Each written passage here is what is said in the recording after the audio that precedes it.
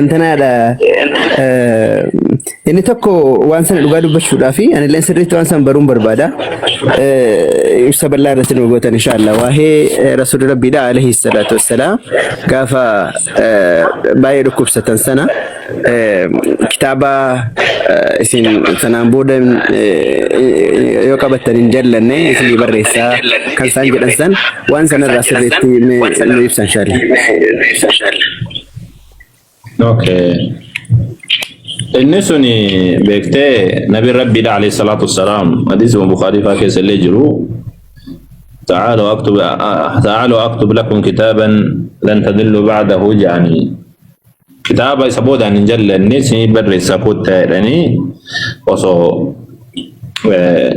سيساني جرن قاف دود أفلياتا صلى الله عليه وسلم قاف دود أفلياتا دبتني ترى قاف دبتان عمر فاتي رضي الله تعالى عنه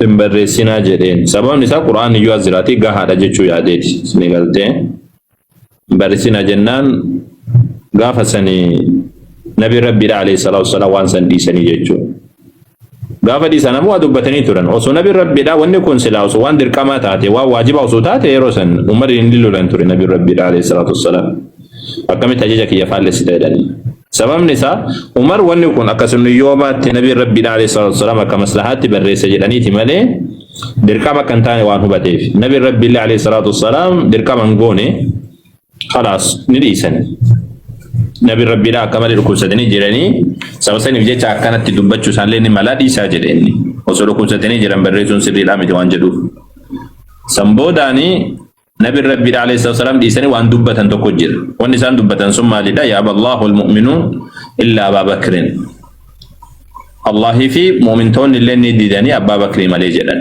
دبينتون دبي جاب دبيك أسر فلتاني علماء نبي ربي عليه الصلاة والسلام مال بريسو برباداني ديساني كنجلولا والنسان بريسو برباداني ديسان أكا علماء قرين دبتاني مما يتعلق بالخلافة وان خلافة والكبة وجراني خلافات أوا والكبتو جاء وان إعنيو تسان رابك أبو أجيشور قروا نبي ربي عليه الصلاة والسلام سنبود عن ديبانيتي الله في مؤمنتون اللي أبي بكر ملك إبراهيم قد أنيتي تريساني تمتريسان حكم أكو مسان جد أنسان أكو نبي ربي عليه الصلاة والسلام جد أنسان اللهين اللين أبي بكر ملك قد مؤمنتون اللي ولي قلتي الآن أبي بكر ملك قد أجيشور أجمتي دمورا gaaf san ammoo barreessuudhaaf horii yaadaatiin ture jira barreeffamu jedheetiin haa ta'u garuu ammoo nabii rabbii alayhi salaam barreeffamuu dhabuma san barreessuun suni bu'aan isaadhaa haga sunda waan hin ta'iniif jecha ittuma dhiisan jechuudha osoo silaa bu'aan isaa irra caala masalaan isaa irra caala jechuu sokabee kan taate nabii rabbii alayhi salaam waan jedhan san silaa hin dhiisan ture waan jedhan san hin dhiisan ture jechuudha sigaltee akkasidha hin dhiisan ture silaa akkasi ni barreessu ustaazi isaan لا وفي ثاني بريسو رامتي بريسا أنا كنت أم بريسا يجوا سامبان تادي أم بريسا يجوا بر وفي ثاني درجة ثاني تم بريسو رامتي أكيد جان قاعدة كستي الآمر بشيء كفاعله جان زي قلت الآمر بشيء كفاعله نن وان تكو أججو أكمل في دلقو تدبتا زي قلت نبي ربي عليه الصلاة والسلام وفي ثاني تم بريسا جل كابون Otta sini barreessaa jechuun akka barreeffamu sini fajaja jechuudha malee sini barreessaa jechuun akka sidaame. Fakkeenyaaf amma mootummaan tokko yookaan ammoo qabalee takka yoo dhayitee siin jettee ati itti gaafatamaa qabaleedhaa iyyannaa wayinaa barreessoo itti jetteen sii barreessina homaa rakkoon qabu siin jedhe. Sii barreessaa homaan qabu yookaan sii barreessina homaan qabu yoo siin jedhe mataa isaatti barreessaa jechuudha miti. Sii ajajee namni biraa barreessaa jechuudha. Garuu an sii barreessaa inni siin jedhe.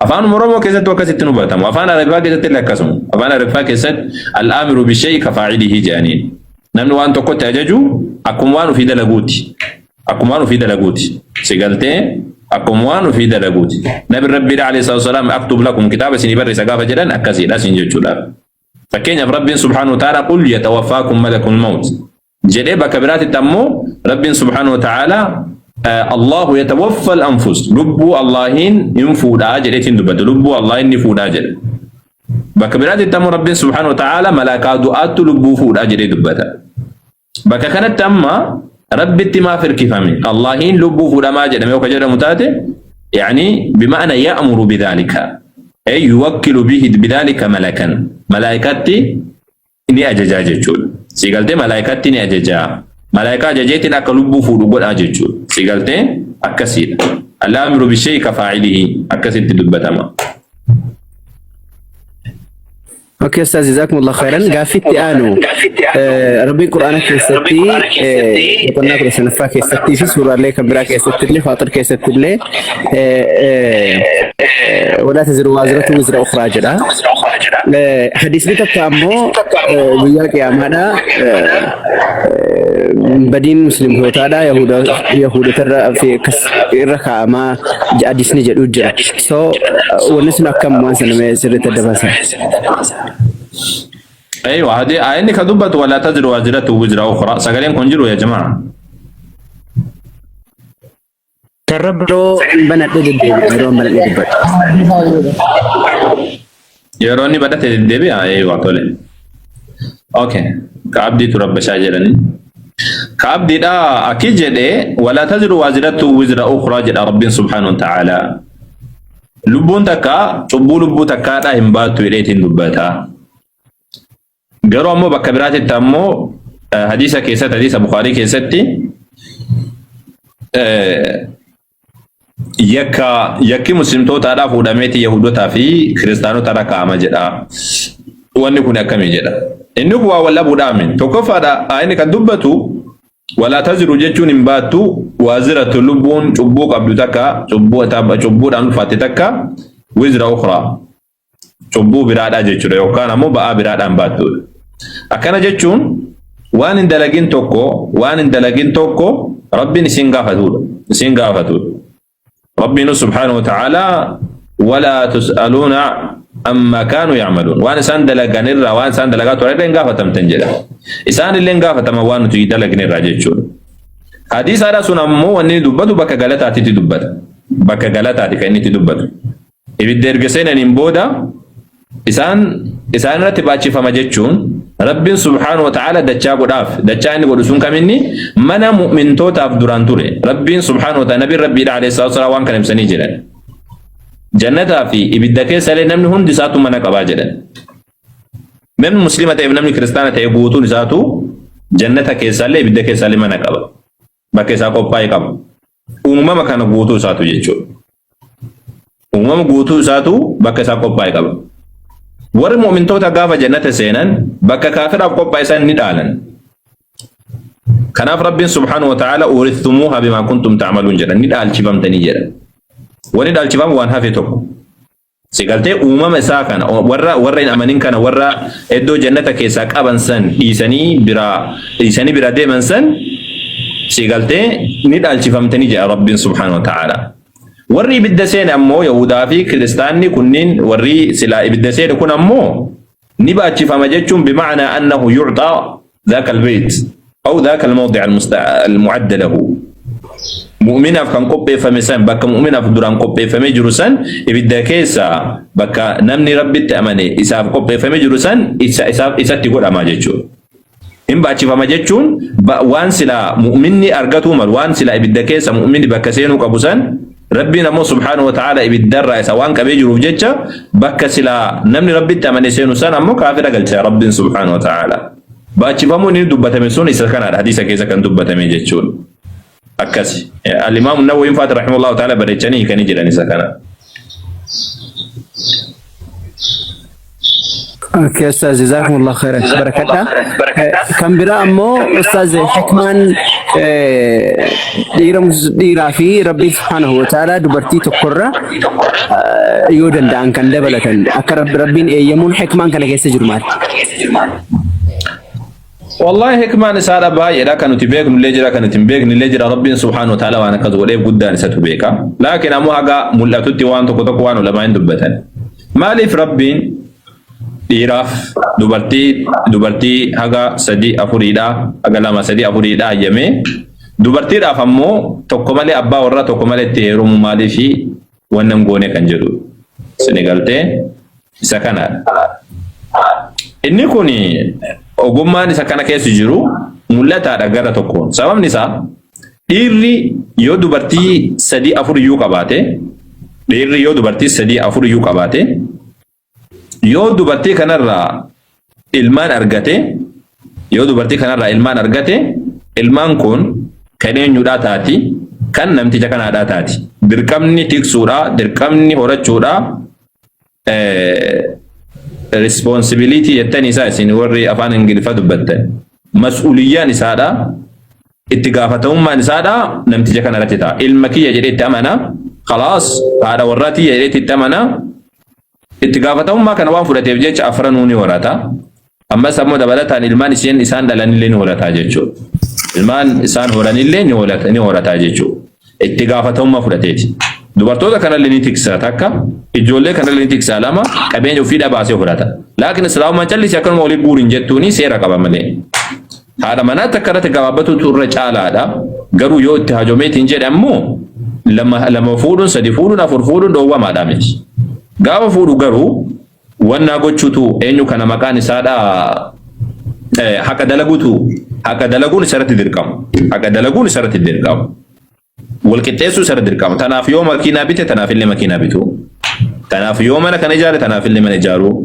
Tanaaf yoo qamisa bite tanaafillee qamisa bitu. Tana yoo shaayii biteef tanaafillee shaayii bitu. Yoo tanaaf foon bite tanaafillee foon bitu. Tana danda'a taanaan itti seenu. Yoo kanan danda'u taate ammoo adabatee jaatii takka irratti gabaabbatu. Rabbiin halaafisu kan dubbiin jajjabaa. Garuu ammoo osoo akka amma jedhame san dubartiin abbaa warraa lama sadii osoo ka godhatu taate dubartiin kun calistee akkanaan hin jiraattu. Abbaa warraa lama sadii yoo qabaatte yoo jenne inni ergaramti, inni darbamti. Sababni isaa dubartiin kun amma xiqqoo siyyatteen ni ulfoofti. Gaafa ulfoofte situna ulfeessee ittiin tokkoon dhayite. Erga sana ammoo kunillee achiinillee kanaallee dhayite situna ulfeessee ittiin. Lamaan isaaniitu kiyyaa miti jedhanii waakkata lamaan isaaniitu. Itti gaafatummaa jala dheessuudhaaf jecha. Intalli kunillee raasa darbamti, daa'imni sunillee raasa darbaa. Daa'imni sun abbaa isa fudhatu argachuu hin danda'u. Akka ministeera nagaadhaa kan jedhanii kan Faransaayii yaadattanii waggaa tokko dura qiriibaan akkas jechuutti yaada. Mana firdibeetti dhaabbattee turte nama 9 guutuu himatte laala. Nama 9 wajjin wal qunnamtee saalaa goote erga sana ammoo firdibeetti dhayitee nama 9 kassafte. Koottaa jetteen daa'imni keessanii hunda isin 9 keessaa ka tokkooti jettee. Firdibeettiin akkamitti akka murteessan hin beeku hordofne achi boodaan isin galtee akkasitti addunyaan baddii jechuudha. Intalli sunillee ni ergaramti ni baddii eega sana ammoo daa'imni illee ni badaa jechuudha tokko. Lammaffaadha dhiirri kun garagaraa yoo itti ga'e dubartiin dhibee karaa saalqunnamtiitiin dhufu inni heddummaata dhibeedhaaf saaxilamti. Dhiirri ammoo faallasaniiti. Dhiirri yoo dubartii fayyaa qabdu 2-3 wanna jedhee wannaan qabu jechuun dhibeen saaxilamuudhaaf carraan isaadha dhiphaadha. Garuu dubartiin ammoo bakka dhiira 2-3 yoo walgaatiin deemte gama kana biraa fuutee dhibee kana dabarsitee kana biraa fuutee kana dabarsitee baay'ee rakkisaadha siin jechuu kooti. Baay'ee rakkisaadha kun waa lama dubbadhe kun. Kan biraadha ammoo dubartiin dhiirri uumama isaatiin waa filannoo 2-3 sammuu isaatii qabachuu danda'a. Filannoo 2-3 fakkeenyaaf amma waan tokko jaalatee waan biraallee jaalachuu danda'a.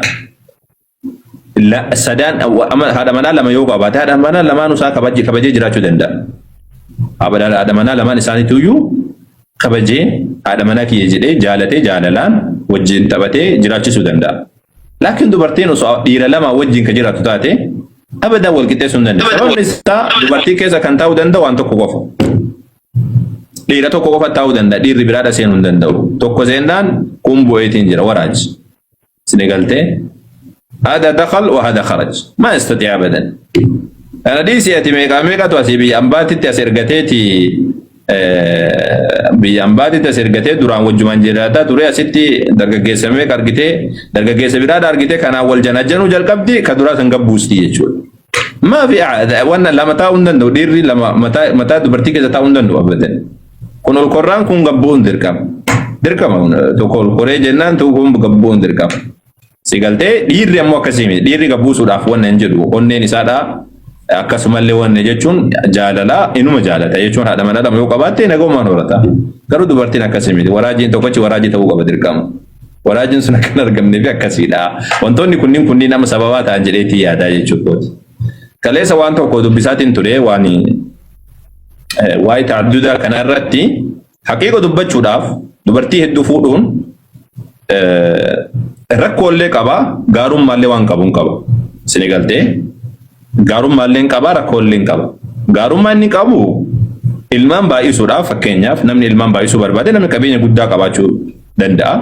Ilmaan baay'isuudhaaf in qarqara lammaffaadha. Haati manaa dubartoonni tokko yoo dubartii rakkatte wayiidha argite fakkeenya Oromoo keessatti beekamaadha. Yoo fakkeenyaaf obboleessi namaadha du'eetiin jedhee dubartiin sun ergaramuu irra yookaan ammoo ala baateetiin nama biraa wajjin wanna jettee salphachuu irra obboleessuma namticha saniitti hidhan. Obboleessuma namticha saniitti hidhanii haadha manaa lammaffaa sadaffaa godhatee wajjin jiraata jechuudha. Dubartiin sun ergaramuu irra waan jedhu laalaniiti irra caalatti. Haadha manaa godhachuu qofa osoo hin taane bakka dubartiin sun baduu irra jedhaniiti. Dubartiidhaaf jecha itti heerumsiisan namtichaaf jechaadha miti. Isin galtee namtichaaf jecha osoo taate dubartiidhaaf jecha. Fakkeenya dubartii akka abbaa warraa irra du'aa yookaan intalaa qabdi daa'imman qabdi yookaan ammoo namtichi waa laaleetiin haadha manaa san godhata jechuudha.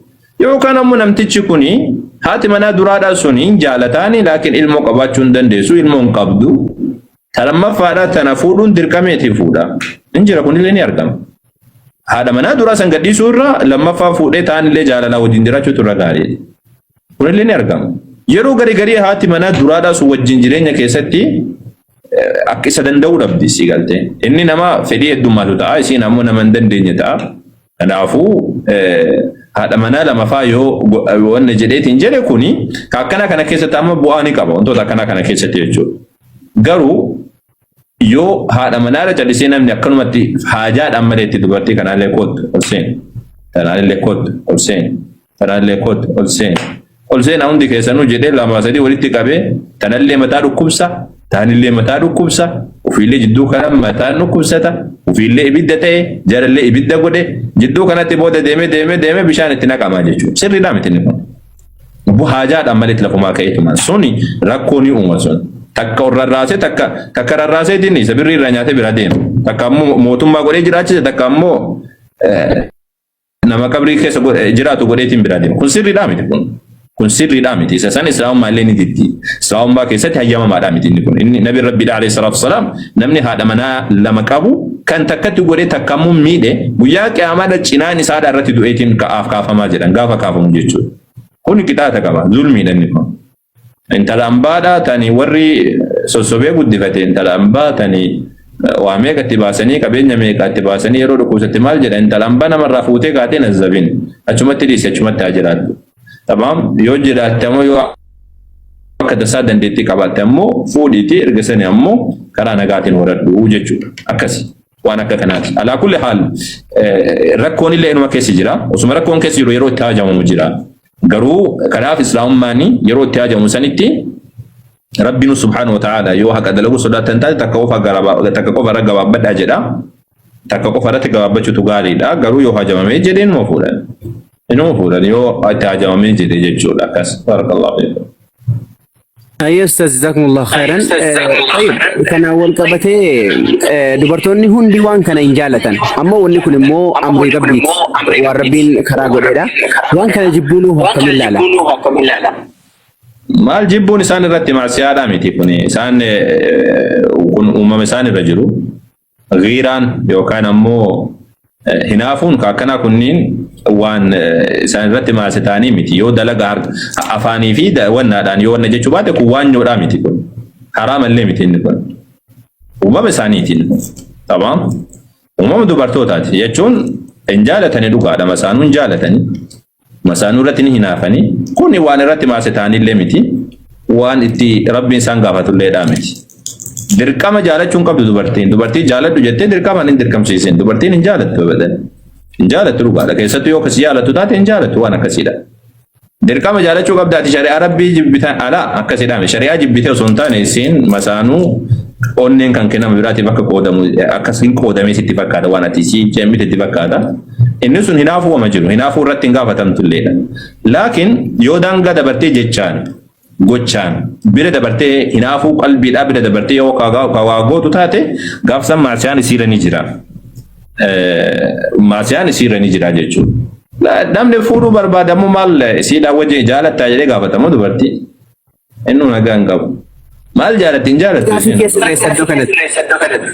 Oke maal jette fakkeenyaaf ani kanan fudhadhu itti in fudhadhu faa yeroo jedhan fakkeenyaaf amma rabbiin quraana keessa suuraa ahzaab keessatti wama kana lilmu'mini wala mu'minati laqad Allahu wa rasuluhu amran an yakuna lahumul khiyara jedhe min amrihim jedhe wa man ya'si Allaha wa rasulahu faqad dalla dhalalan mubina jedhame ayyanni sun isaan ammoo akkuma waan yaani ayata kana akkuma waan mormanii jiran dubartoonni morman jiran akka waan mormanii ayata kana jechuudha keessa baanii dubartoota ayata suuraan isaa ayata sadaffaa in qaraane faatu jiran kan irra utaalan faa jiranidha so walii galatti namoonni keessa isaaniitiin jibbuu osoo hin taane baasanii waan kana mormuun akkamiin ilaalama laa isa kana akkas jennaan kun kufriitti nama geessa dubartoonni eeggachuun barbaachisa bakka kana abbaa warraa kan kedhaane abbaa warraa kiyya akka fuudhuun jaaladhu jechuun waan mirga suni suwwama jiru laakiin ammoo rabbiin hukumiin rabbiidhaa sirriidhaa miti jechuun ammoo kufrii nama geessani kun quraanni bakka kana sirriin jiru jechuun haala kufrun sarii murtaddii jedhamti murtaddaa jedhamti intalli sun murtaddii nama godha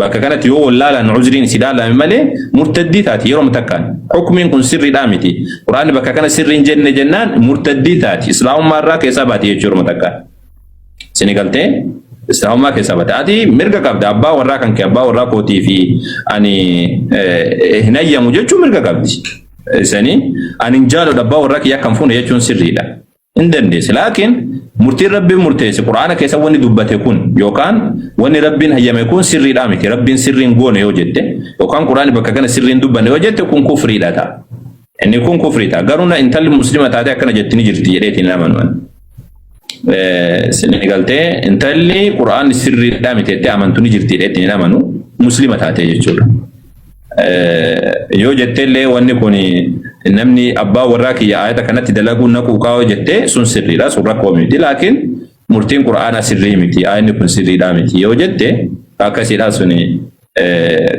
sun nama kafarsiisa eeggadha bakka sanitti eeggadha wanni sun jedhamuu qabu quraanni rabbiidha subhaanahu wa ta'ala sirriidha rabbiin dhiira hundaan fuudhaan jenne nama itti haajomee shartii isaatiin miidhaan tokko bakka hin jirretti haqa dalaguun bakka jirutti tamam haqa dalaguun bakka jirutti inni suni hayyamamaadha waan rabbiin hayyame ammoo eenyullee dhoowwuu hin danda'u garuu ammoo akkana jechuun dhiirummaan hundi gabba'ee kama waan uffatu hin qabne kamaa hin jenne hundi isaadha gabba'ee fuudhuu qabaa jechuudha miti abbaa warraa kan keetii wajji waltee abbaa warraa kan kee dhoowwuu dandeessa filannoo keetii sini galtee laakiin waan rabbiin jedhamu mormuu waan biraati ayinni quraana sirrii miti jechuu waan biraati bira dabarsitanii haasofneettanii akka kufrii keessa hin buune of eeggadhaa taane ammoo rabbiin halaafisu keessattuu warreen heerumintu ani abadan masaanuun jaaladhu jetti hin heerumne agasila dura heerumii masaanuu jaalachuudhaan dura masaanuu jaalachuu jibbuudhaan dura heerumii jalqabu heerumii kee achi boodaan ammoo masaanuun jaalattaaf hin jaalattu laalla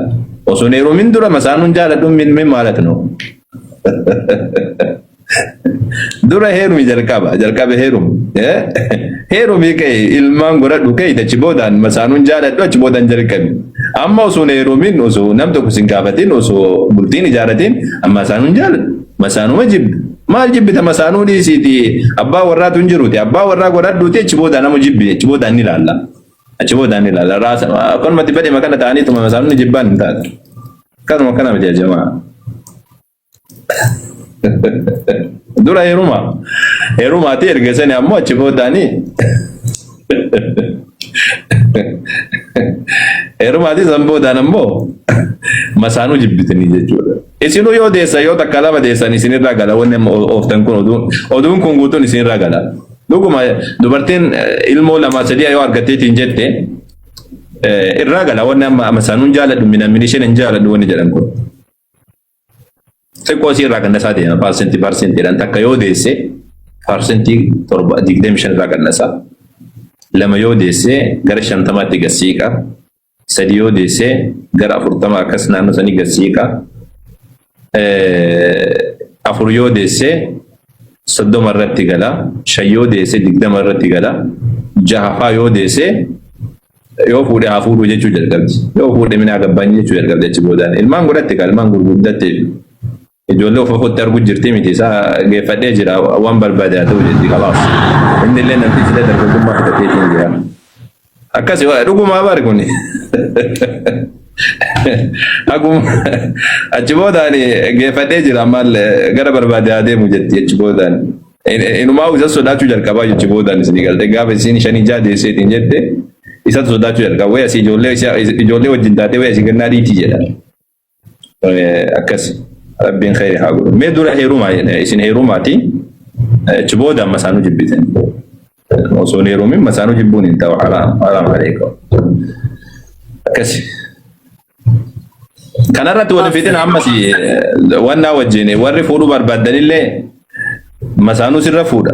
Lakkin irratti hin fuudhu. Osoo waliin fuudhin dura kanarratti wal hin fitina. Callisaatuma akkasumatti wal fuudha. Rabbi isin haa laaffisu bultii gaarii isin haa godhu. Kana irratti wal fixaan oolina. Namni gadiin kaasuma taa'e osoo wal hin fuudhin dura akkasumatti akka raada gowwaa jedhan san isin galtee gowwaatu farda biteedhaan ganyaa gowwaa jedhanii farda bitee farda dhalaa bitee galee osoo ittiin fe'atiin dura intalli jaartiin lafaa kaatee ani boruutti fe'adhee baaburra fideemaa jetti. Inni ammoo lakki ittiin fe'attu jedhaan. Itti fe'adha maal na goota maal lakki ittiin fe'attu yaabbachuu barbaadaan boru. Jidduu kanatti osoo fardi ala jira bar farda ala jiru isaan ammoo asitti wal fidan. Akka farda gowwaa san hin ta'in asin. Achi waan hin jirre irratti wal fitan khalaas sallisaatuma rabbi tawakkalu ala Allah wa heeruma atillee heerum. Narratti hin fuutu min amination kana jedhi inuma jedhiiti laakin akkasumatti. Masaanuun jaalladhu inuma jedhi laakin ammoo heerumi akkasumatti. توكلي على الله أتلي أنا هم مسانون فودا إن فودا كان رجع جيكين سيني تلي سيدون فودا كسمت إن شاء الله نلا لجدي تمتسين إن فودو يا كستا أجدا كان رجع وين فتنا كوني وانجرو دام دان إن فود يرجع تو كاكا سيدا جرين فودا مو كان أوسو تكيون كابوبان إن فودا مسانو إسي إلا نرد إن فود إذا سنة أدان قران بك أودي تينغال ليراني كون سير دامي دورا إسنو والفودا كسمت أجبودا وام مسانو دبتن yoo jireenya tammateen nu masaanuu argaa masaanuu jedha yoo barbaadin tama garana deebina jee gaafiidhuma inshallah ajee okay jannata keessatti ni fuudhanii meeqa fuudhanii eeganaa hoo hikmaan achi keessa jiru maali jannata keessatti fuudhu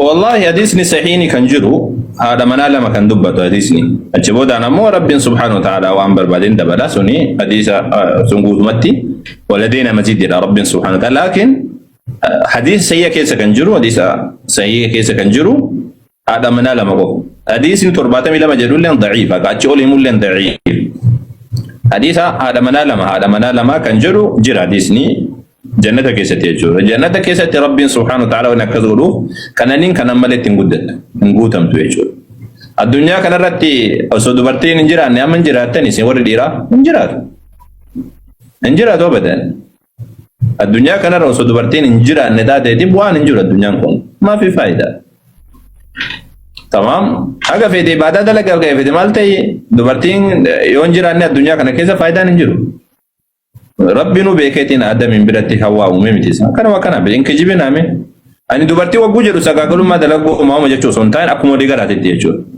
وسواما قبايا دير ريكوفتي باتو سودات تنامني ديمون تكالا سنغالتين بكا وناني سنغالتين وني ولقد ترى كل عنهم بيا أما الدنيا كنا رأسو مسلم أسو دوبرتين إنجراني الدنيا كنا رتي بوان قبل Dhiirri illee osoo hin jiraanne bu'aa hin qabdu. Dubartii qofa amma bakka takkatti osoo walitti qabanii hin jiraattu. Rifeensa walirraa cittee teessif irraa jechuudha.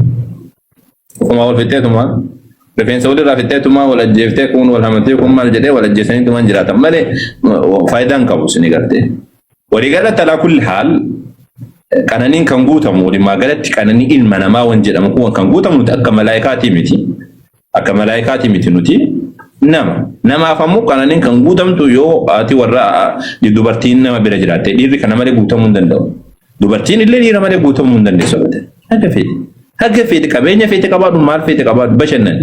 Abadan bashannana haadha hiyyeessa taate haadha manaa wajjin bashannantu waan tokko waan eegamu qabu.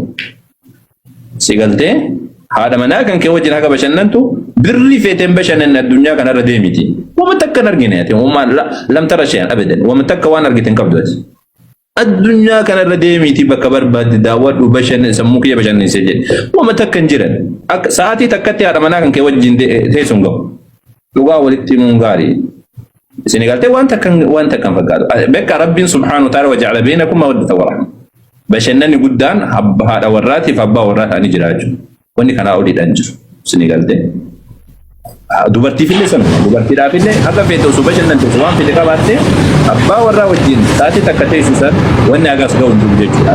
Jannata keessatti rabbiin subhaanahu wa ta'ala qananii waan rabbiin subhaanahu wa ta'ala kaa'ee jiruuf jecha jannata keessatti dubartoonni ni jiranii dhiirri ni jira wal fuudhuun akka jiru rabbiin subhaanahu wa ta'ala nutti hime. Kun ammoo bashannana ilma namaatiif yookaan gammachuu ilma namaatiif gaarii waan ta'eef jecha rabbii waan beekuuf jecha jannata keessatti illee akkas godhe jechuudha. Tamam. Kun ammoo salphina miti. Haadha warraa wajjin jiraachuun ati dubartii wajjin haadha manaa godhattee wajjin jiraachuun salphina miti. Kun gammachuudha malee. Tamam. Gammachuudha malee. Abbaa warraadhaa godhattee ati jiraachuun salphina miti kun. Ammoo bakka kanatti kiristaanotatu jannata keessa waan takka wal arguun hin jiru jedhan isaan. Wal fuudhuun hin jiru jedhan. Jannata iyyuu hin jedhamu wanni wal fuudhuun keessa hin jiraatu. Mataan waa beekun mataa waan mataan qabne akkam godha mataa jiru sabbata maran jette Oromoo. Mataan hin jiruuti jannata maaltu jira reejoo bismillahir rahmanir rahim wanni murteessaan hin jiruuti ati akkam godha saa fakkeenya meeshaa guutuu guddattee haati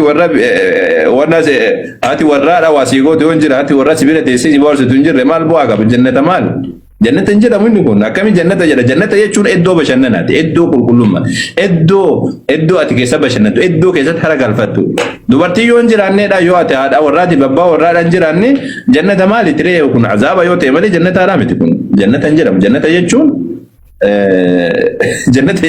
wanna kun xureessu illee miti qulqullummaadha mataan isaadha ati waa xureessu jechuun dubartii wajjin jiraachuun ati waa xuraa'ummaadha miti dubartii wajjin jiraachuun xuraa'ummaadha miti sagaagalummaadha miti dubartii wajjin jiraachuun ati haadha manaa godhattee wajjin jiraachuun kuni waan gaariidha.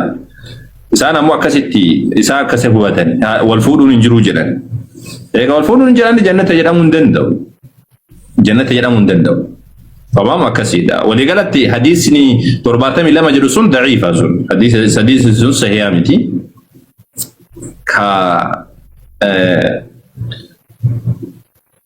Hadiis sahiini bakka kanatti jiru hadiisa dubartii lama jedhutu sahiha dubartii lama kan jedhu san qofatu sahiha dubartii lama kan jedhu jira kun ammoo dabaltii rabbiin subhaanahu wa ta'ala abbaa barbaadeef dabaluu danda'a laakiin dubartii lama qofa kan jedhu santu sahiha jechuudha akkas.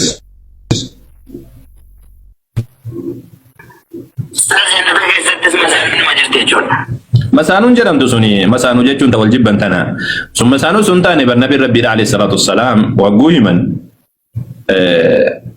sirigaltee manni nama tokkichi jechuudha. Nama tokkichi irra gad aanaan nama jannata argatu jedhan.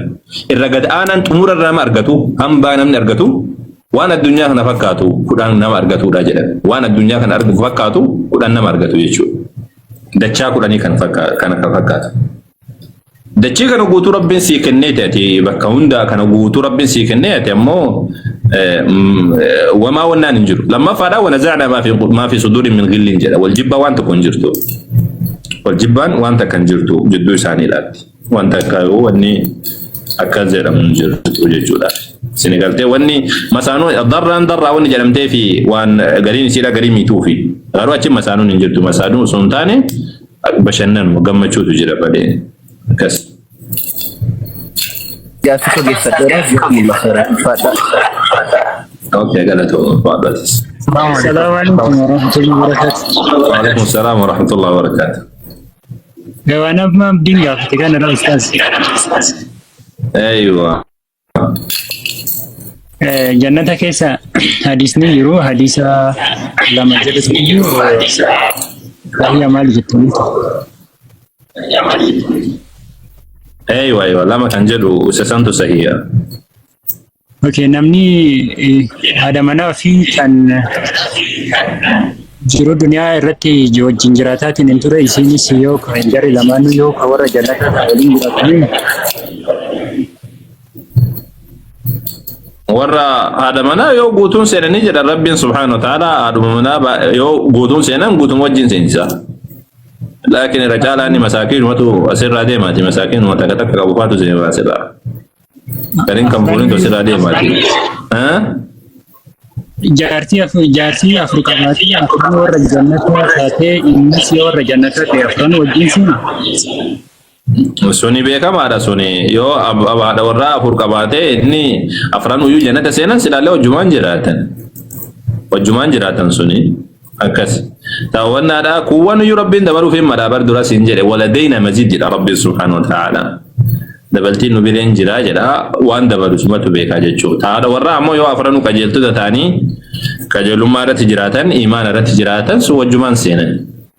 Isin mee dura akkaataa itti jiraannu kun isin hin dhibiniiti mee rabbiin jannatu nu seensisu jedha du'aa kadhadhaame. Seennaan akka itti jiraannu hin dhabnuti rabbiin keenya achi nu seensisu. Rabbiin keenya dandeettii isaatii jannata isaadhaan waan haquuti warra jannata akka godhatee seenu rabbiin nu haa taasisu. Achi seennaan mee duraati ati wannaan eenyu kana akkamitti jiraannaan suni achi boodaan laalla suni wamaa nama dhibdu sun akka itti jiraatan. Sun wamaa waan nama dhibdu miti. Laakiin wanni guddaan seenuudha rabbii warra seenu nu haa taasisu. Rabbii warra seenu nu haa taasisu. Waan nu gammachiisu malee wanni hamni hin jaalachi keessa. Maal jette Lidiyaa?